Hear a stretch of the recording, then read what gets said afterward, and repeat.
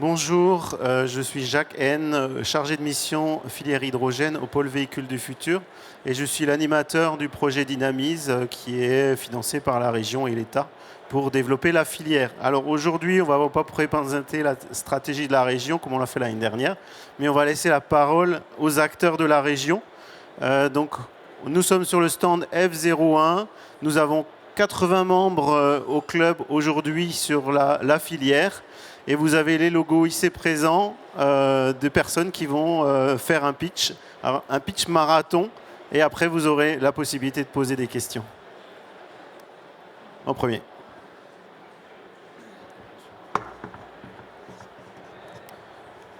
Bonjour à tous.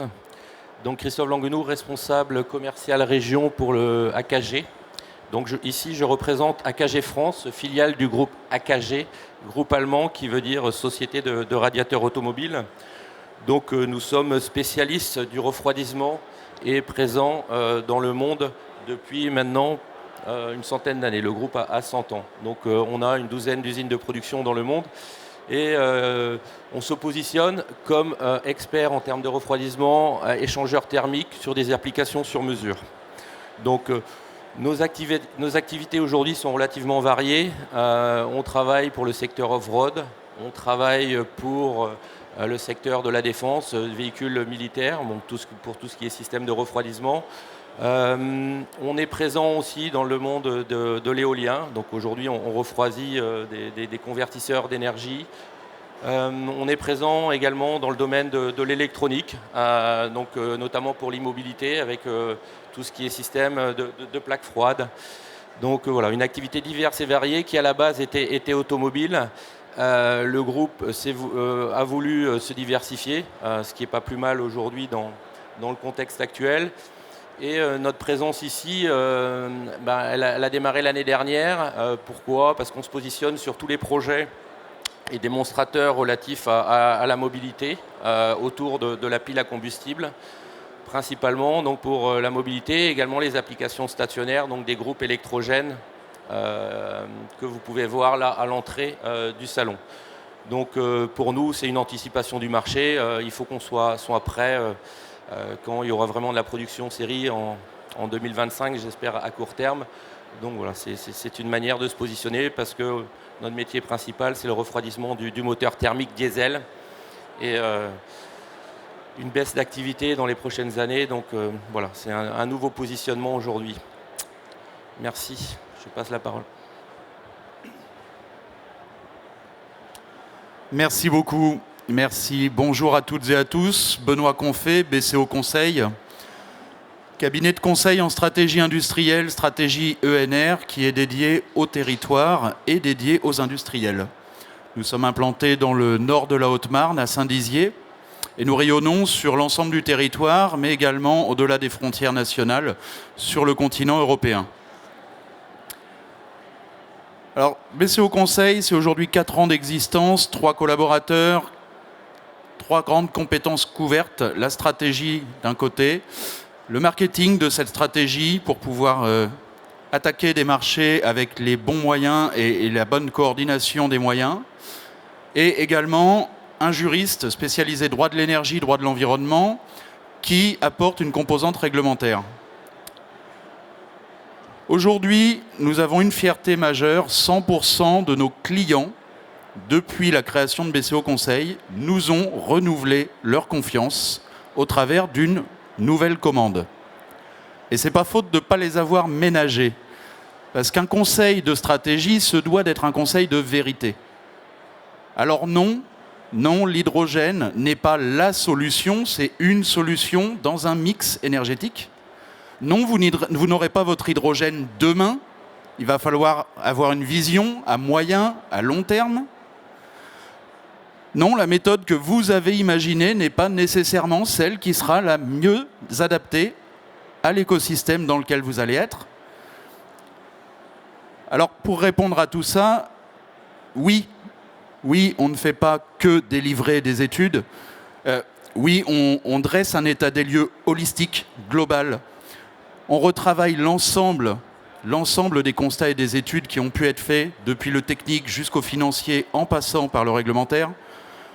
on prend en compte l'intégralité des contraintes, mais aussi des opportunités, pour proposer la stratégie la plus opérationnelle possible.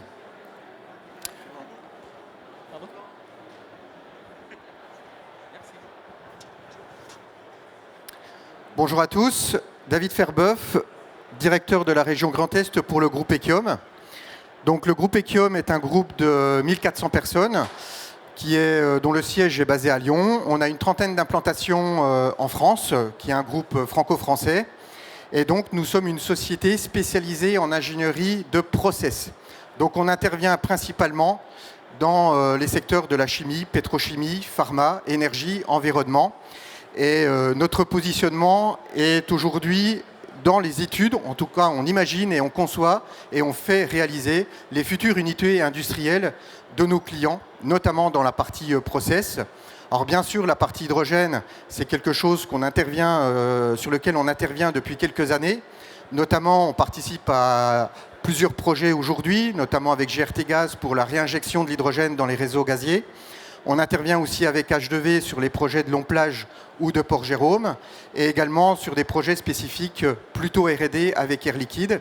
Et donc aujourd'hui, nous, notre positionnement, il est très orienté plan directeur, études de faisabilité, donc tout ce qui est études de permitting, études de danger, études de risque, et on va jusqu'à l'élaboration des futures implantations, des futurs projets autour de l'hydrogène, mais plutôt orientés industriels. Aujourd'hui, on parle beaucoup de projets autour des stations, autour de la mobilité, mais de plus en plus d'industriels se positionnent, notamment dans le contexte actuel, avec notamment le gaz, et notamment l'hydrogène peut être une solution de remplacement pour fabriquer leurs futurs produits, notamment sur les unités industrielles. Donc nous, on a des projets aujourd'hui qui commencent à être, en tout cas, en appel d'offres pour pouvoir se positionner.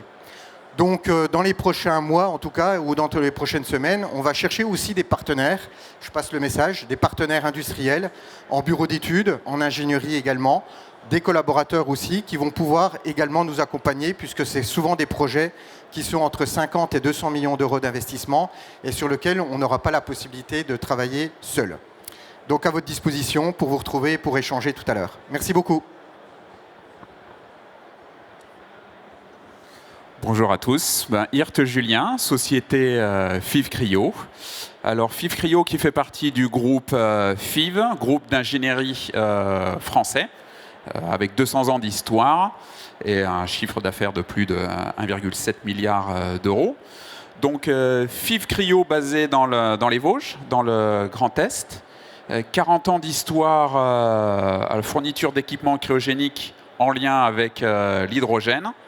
Alors, équipements qui sont designés, produits et mis en route par les 4 sociétés sœurs du pôle cryogénie, côté FIV. Sociétés sœurs basées sur les différents continents, avec des empreintes sur le marché américain, européen et asiatique.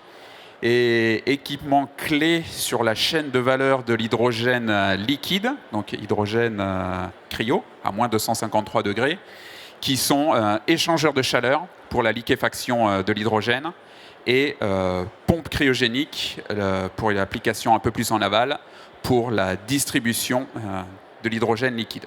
Donc voilà, si vous avez des questions complémentaires, elles seront les bienvenues. Merci.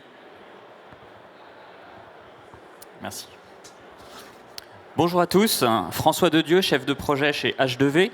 Alors H2V se positionne sur le développement, la construction et l'exploitation d'unités de production massives d'hydrogène renouvelable. Quand on dit massif, c'est à partir de 100 MW et plus, avec une dizaine de projets au total en France. On est une filiale d'un groupe indépendant et familial, qui est le groupe Samfi, positionné sur toute la chaîne de valeur de l'hydrogène, depuis la production d'énergie renouvelable avec des filières dans le solaire et l'éolien, jusqu'à la distribution avec une filiale qui s'appelle Distri, qui s'occupe de construire des stations-service, 200 stations-service poids lourds en France. Pour revenir à H2V, du coup, une dizaine de projets, comme je le disais, avec 2 projets majeurs dans le Grand Est. Un autour de Saint-Avold, qui va être connecté au pipeline Mosaïque. On parlait tout à l'heure de conversion de pipeline gaz en hydrogène, c'est tout à fait le cas.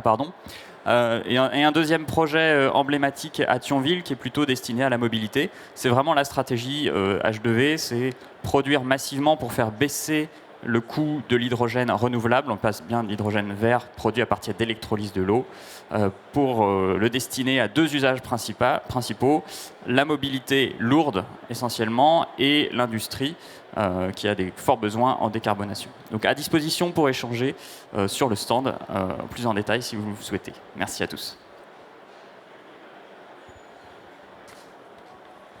Bonjour, Stéphane Issop de la société Mecasem. Mecasem est une PME familiale qui a 40 ans d'âge, qui se trouve à proximité de Strasbourg. L'activité d'origine de l'entreprise, ce sont les essais industriels avec la caractérisation matière, la caractérisation des soudures, la caractérisation d'ensemble du point de vue conformité réglementaire et durabilité. Donc nous avons une offre d'essais destructifs, non destructifs, d'endurance climatique.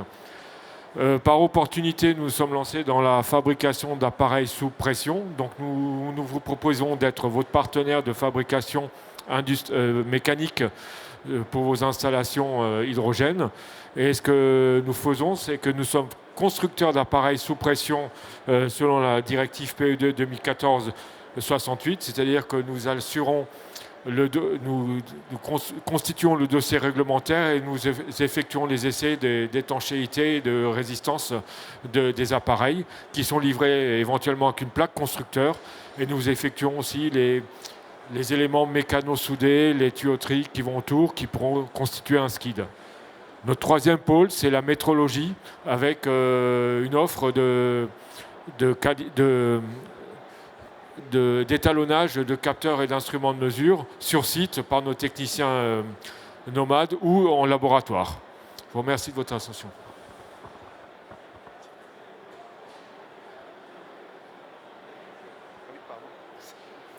Bonjour à tous, je suis Mathieu Monville du pôle de plasturgie de l'Est. Le pôle de plasturgie de l'Est est une structure associative de Moselle qui est basée à Saint-Avold. Et nous sommes mandatés par la communauté d'agglomération de Saint-Avold pour travailler sur la pertinence de s'engager ou d'engager le territoire vers l'hydrogène. Le pôle de plasturgie de l'Est en fait, a une histoire d'une 30aine d'années et comme son nom l'indique, en fait, est issu d'une ce que j'appelle une première transition du territoire autour des activités de la plasturgie et des composites lors de la fermeture des mines du bassin houiller lorrain. Et en fait, cette première transition a amené le pôle de plasturgie à être impliqué dans la création d'un composite park, avec aujourd'hui des acteurs de l'innovation dans la réalisation de composites structurels et de développement de résines polymères avec des partenaires comme Arkema par exemple. Et puis aussi à l'origine, le pôle de plasturgie, dans les années 90, était à l'origine de la structure Alphea Hydrogène, qui a été une cellule de veille française avec des acteurs comme les fondateurs de McPhy à l'origine, qui étaient impliqués dans la compréhension à l'époque de tous les enjeux technologiques de la structure hydrogène qui balbutiait à cette époque. Aujourd'hui, on est impliqué dans le projet de territoire du Vartenaborien, qui est en fait lié à l'actualité que vous connaissez de la fermeture de la tranche charbon de la centrale de puissance de Saint-Avold. Et le PPE coordonne et anime un groupe de travail avec des industriels dont j'en vois certains présents autour de nous dans cette audience et évidemment présents sur ce salon. L'objectif étant d'aligner les planètes pour essayer de coordonner une action entre des acteurs porteurs de projets industriels et les autorités locales et publiques pour qu'il y ait un lien le plus facile possible dans la compréhension des enjeux et dans le développement des projets en question. Du point de vue de nos actions au PPE, on a aussi une ambition de développer de nouvelles technologies autour du stockage stationnaire de l'électricité renouvelable, puisque qui dit hydrogène vert dit électricité renouvelable et donc tous les enjeux du stockage soit de l'électron, soit de l'hydrogène par ailleurs. Merci à tous. Je vous félicite d'avoir bien tenu le timing. Donc on a de la place pour les questions. Une personne de l'équipe va passer les micros. Donc si vous avez des questions, n'hésitez pas à vous présenter, poser la question et vers qui vous la posez. Donc soit vers la région sur des sujets ou soit vers les acteurs qui viennent de faire une présentation. C'est une question sur le modèle économique. elle s'adresse à tous les membres du panel, tous ceux qui ont fait ces aimables présentations. Aujourd'hui, investir dans vos domaines, se développer et avoir une taille critique suppose une très faible rentabilité pendant un temps donné, qui peut être de plusieurs années. Et dans un contexte où vous avez besoin de soutien, que ce soit d'investisseurs ou que ce soit de régions ou autres, quels sont vos modèles économiques qui vous permettent d'entrevoir, de vous faire une place durable vis-à-vis de géants qui, y compris, viendront hors d'Europe essayer de prendre ces marchés?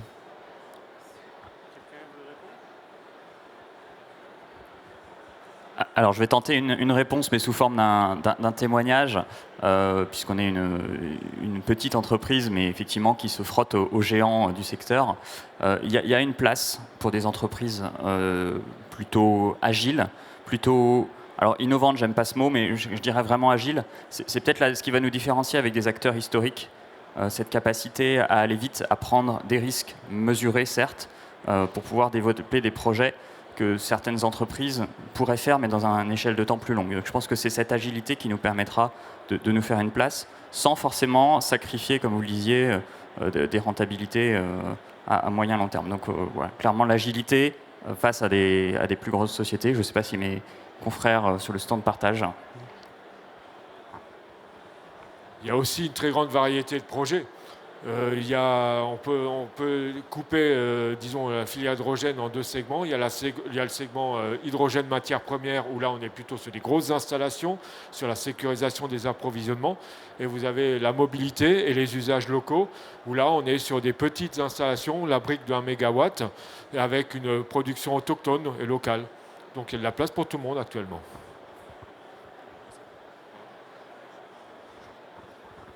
Oui, juste pour préciser également, on voit que quand même depuis quelques années, il y a un changement de financement de projet. Et oui, il faut que je me précise. Il y a un changement de financement des différents projets où on est passé des prototypes financés par les collectivités locales, régions, etc., avec des vrais projets industriels financés en part privée par nos grands clients industriels. Donc il y a un changement aujourd'hui, il y a un positionnement qui est plus favorable pour toutes nos entreprises présentes ici sur le salon. Une autre question ?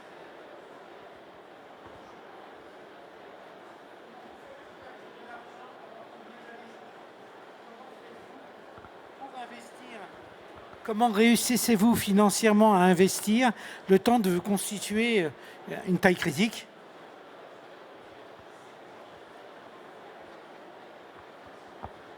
Alors, je pense qu'on ne va pas tous dévoiler nos business models devant tout le monde, mais à la limite, vous passez sur notre stand et puis on en discutera en face à face.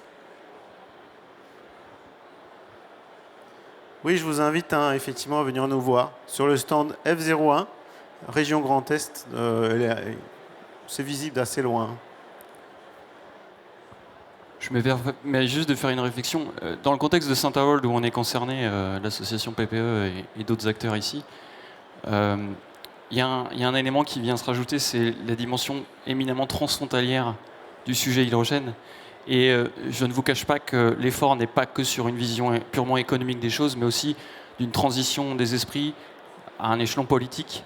Quand l'Europe veut construire sur le territoire historique de la CECA des projets communs liés à l'économie verte en vue des Fit for 55, etc., je pense que notre territoire se prête justement à la transition des esprits aussi.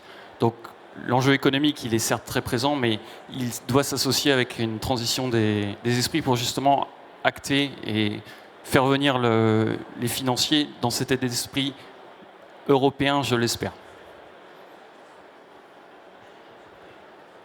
Je confirme que sur tout projet, s'il n'y a pas de volonté politique à l'endroit où il y a un projet, il n'y a pas de projet. Nous avons d'autres questions ? Donc je vous invite à venir nous voir sur le stand et n'hésitez pas à venir avec des questions. Et des projets ou toute autre chose. On vous accueille avec plaisir au Grand Est.